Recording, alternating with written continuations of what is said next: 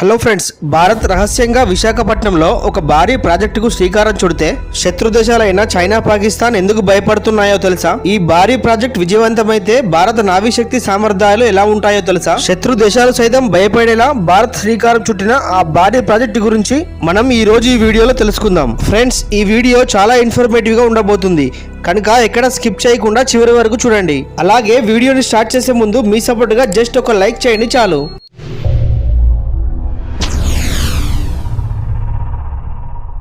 రఫేల్ను దాని శక్తి సామర్థ్యాలను మనం మర్చిపోవాల్సిందే. ఎందుకంటే భారత్ ఒక భారీ ప్రాజెక్టుతో సరికొత్త చరిత్ర సృష్టించేందుకు సిద్ధమైంది. కేవలం 60 సెకండ్లలో టార్గెట్ ని ఫినిష్ చేసే వెపన్ ను భారత్ సముద్రం లోపల తయారు చేసింది. ఈ వెపన్స్ ఉండే ప్రాంతాన్ని ప్రపంచంలోని ఏ శాటిలైట్ కూడా ట్రాక్ చేయలేదు. ఈ విషయం తెలిసి ప్రపంచం మొత్తం షాక్ అయింది. మరోవైపు చైనా 2022 జనవరిలో హైపర్ సోనిక్ మిసైల్ ను విజయవంతంగా పరీక్షించింది. ఇది చూసిన భారత్ ముందుగా ఆశ్చర్యపోయిన తర్వాత దీనిని ఒక ఛాలెంజ్ గా తీసుకుంది. ఇక భారత్ సీక్రెట్ గా శక్తివంతమైన వెపన్స్ ని తయారు చేయడం మొదలుపెట్టింది. ఇది తెలిసిన తర్వాత చైనాతో పాటు అమెరికా కూడా భయపడుతుంది.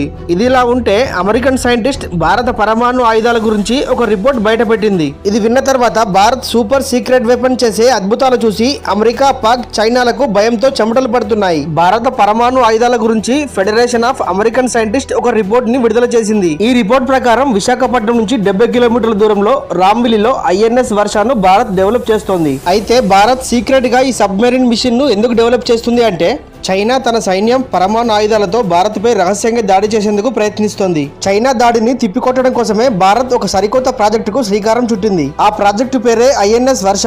2022 ఆగస్టులోనే భారత్ నావీ INS వర్ష ప్రాజెక్టుకు సంబంధించిన అప్రూవల్ సాధించింది. ఒక రహస్య గుహలో ఈ పరమాణు ఆయుధాన్ని భారత్ తయారు చేస్తోంది. అలాగే భారత్ అండర్ గ్రౌండ్ లెవెల్ కి సంబంధించిన విషయాలు బయటకు రావడం కొత్తేమీ కాదు. ఈ విషయాలు బయటపడ్డప్పుడల్లా పాకిస్తాన్ భయపడుతూనే ఉంది. INS వర్ష తయారైతే భారత నావీ ఇంకా శక్తివంతం కాబోతుంది.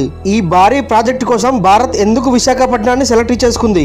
ఈ భారీ ప్రాజెక్టు గురించి తెలియడం వలన పాకిస్తాన్ మొత్తం భయానికి గురైంది. అందుకే పాకిస్తాన్ తన యుద్ధ నౌకలను అలర్ట్ చేసింది.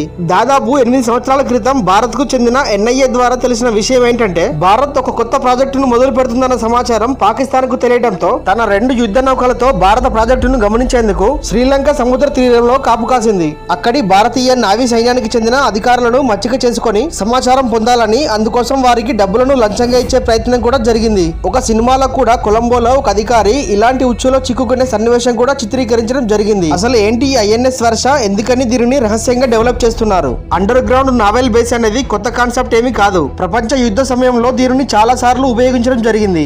ఇక్కడి నుంచి అటువైపుగా వెళ్లి సబ్మెరీన్ పై ప్రత్యేక నిఘా పెట్టేవారు. భారత్ కి చెందిన పూర్వ నావీ ముఖ్య కేంద్రాలయం విశాఖపట్నంలోనే ఉంది. భారత నావీ సైన్యానికి చెందిన 50 కంటే ఎక్కువ షిప్లు ఇక్కడి నుంచే ఆపరేట్ చేయబడతాయి. విశాఖపట్నం పోర్టులో నౌకల రాకపోకల వల్ల రద్దీ అనేది ఎక్కువగా ఉంటుంది. అందుకే కొత్త నావెల్ బేస్ అవసరం చాలానే ఉంది. ఇక భారత్ నావీకి సంబంధించిన పెద్ద పెద్ద ప్రాజెక్టులను మొదలు పెడితే వాటికి సంబంధించిన సమాచారం చాలా రహస్యంగా ఉంచుతారు.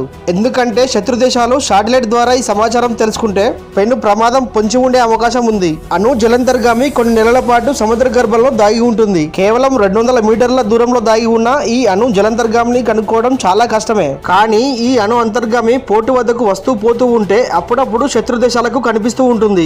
దీంతో వీటికి ప్రమాదం పొంచి ఉండే అవకాశం ఉంది. శత్రు దేశాలకు వీటి సంఖ్య తెలిస్తే అలర్ట్ అవుతాయి. అంతేకాదు వీటి సంఖ్య ఎక్కువగా ఉన్నట్లయితే ఏ శత్రు దేశం కూడా మన మీద దాడి చేసేందుకు ముందుకు రాలేదు. అందుకే Bharat under ground naval base ని డెవలప్ చేస్తుంది. అయితే రాంవిల్ లోనే ఈ రహస్య బేస్ ని ఎందుకు డెవలప్ చేస్తున్నారంటే అక్కడ అండర్ గ్రౌండ్ ఛాంబర్ ఉంది. సబ్మెరీన్ సొరంగ మార్గం ద్వారా రాకపోకలు సాగించవచ్చు. దీంతో సబ్మెరీన్ సముద్రం పైకి వచ్చే అవసరం ఉండదు.